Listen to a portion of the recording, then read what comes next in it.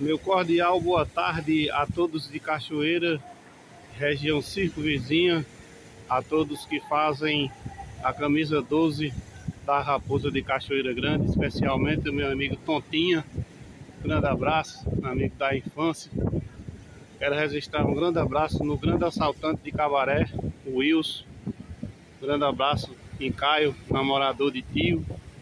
E um grande abraço a Denivaldo, que perdeu uma morena nos pênaltis lá na Praia do Leme. Pergunta aí se ele se lembra. Estou aqui diretamente da Avenida Niemeyer. Está bastante complicado no sentido Vidigal, que está ali ao fundo. Ali a favela Chácara do Céu, onde mora uma morena que foi musa do futebol cachoeirense, Lila de Tia Zélia. Desde já, esse registro a todos que amam cachaça e mulher bonita.